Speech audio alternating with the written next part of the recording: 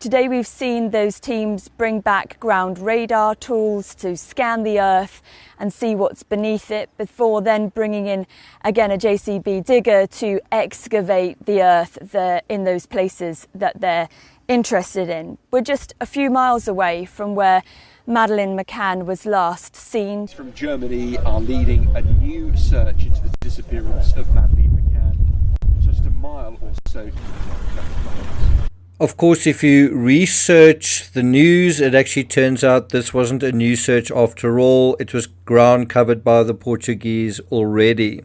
And so in this analysis, we're going to deal with a quote-unquote new theory that has emerged, which is actually an old theory as well. But we're going to try to look for the analogies in this theory that sort of percolated to the surface during this latest week of news surrounding Madeleine McCann.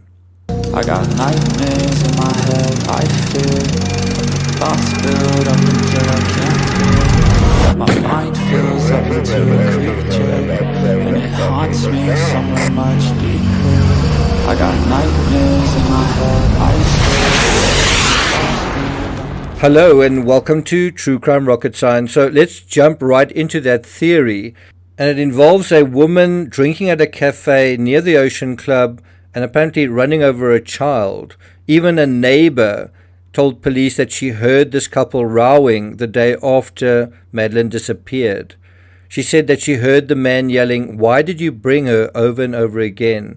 Portuguese police, this is according to the Daily Mail, are reportedly said to have got the knockback from the Germans after urging them to look more closely into the possibility that the German wife had driven home drunk with Madeleine after running her over. So had run over Madeleine, put Madeleine in the vehicle, and then brought her home, then enlisted her husband's help in disposing of the body at sea. Correro said the unnamed British man had now died. It did not say whether his German wife was still alive. In a front-page report in the Correio da Manhã, the newspaper claimed the German police refused to cooperate with Portugal's Polícia Judiciária in the investigation of a clue that pointed toward Madeleine McCann being run over and the possibility a couple disposed of her body hours later in the sea, obviously under the cover of night. Another report, according to the Daily Mail, which is quoting a Portuguese paper, indicated that in an identical car to the one the woman was then using around the time of Madeleine's disappearance, the female and little girl had been seen inside. The Polícia Judiciária concluded she could have run Madeleine over and panicked. Before we get to the rest of this analysis, if you haven't subscribed to the channel, please do. If you find this analysis worthwhile, please hit the thanks button. You can also read my work, my research on this case in Deeper into Darkness, and let's get started. Now, what this scenario addresses is the idea, if you have a vehicle and you disposed of someone by sea, where could you do it? Once again, you can see from my investigative work how important sightings of specific vehicles might be as well. The Daily Mail goes on to note, in 2018, a British woman went to police in the UK to say she suspected her brother had been involved in the disappearance of the youngster. She said her brother was an alcoholic and since the day Madeleine vanished had appeared to hide a painful secret. When British police exchanged information with the Polícia Judiciária, a coincidence was discovered.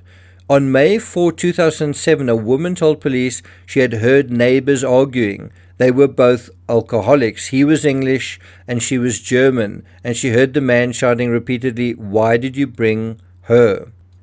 The neighbor discovered afterwards it was the man whose sister had reported him to police and was married to the woman who had been drinking in a cafe next to the Ocean Club where little Madeleine was staying with her parents and siblings.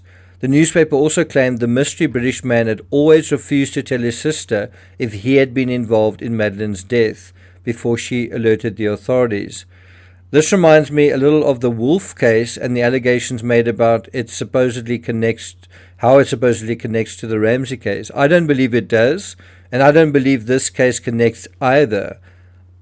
And why? You might say, why don't you think so? Well, for the same reason Bruckner doesn't. Because of the dog evidence. How could Madeleine have died when she was run over if she had already died in the apartment? And how could an eyewitness, more than one actually, see a man carrying a child who was of the same age and complexion that night at the critical time if she was run over somewhere else? And where is the scene of this running over incident? Where is it relative to the Ocean Club? Are there any evidence traces there? In the same way, are there evidence traces in apartment 5A? Well, they found blood traces, very slight blood traces under the tiles behind the couch.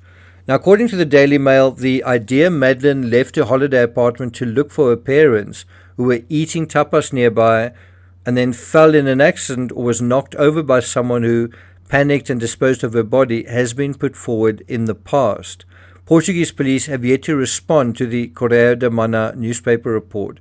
As I say, I do wonder whether they didn't leak that, or someone either presently affiliated with the police or previously affiliated, because I think this German search is a bit of a slap in the face to their investigative efforts, and I think that is how they feel. Now, if you think about it, the fact that the German cops weren't open to any of these other possibilities is, I think, the reason why they've returned empty-handed. It's because they arrived with a very narrow set of possibilities, and when they didn't find anything, they gave up. And that is a recipe for failure.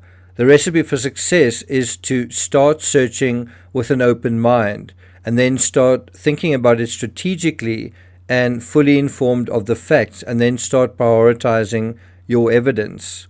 And so one thing to think about is, do you need to really search for Madeleine on land? There's a world of difference between that search and the other search. And I think searching on land for Madeleine in the Algarve, and certainly that stretch of land surrounding Luge, if that's your strategy, it reveals your ignorance, your newness, your naivete when it comes to that particular part of the world. In conclusion, I want to say thus far, a lot of my analysis has been derivative, responding, reacting, and criticizing what others have done. Isn't it time I shared my theory on where Madeleine could have been hidden and sites I identified when I was in Portugal? What do you think? I'm not going to take it further than that. I have provided a little postscript, a link to an interesting story about a former detective who actually thought they've found something in this latest MADDIE search. If you're interested in looking at that, you can head to patreon.com/TCRS. I post daily on Patreon. Thank you for listening, and I'll see you guys next time.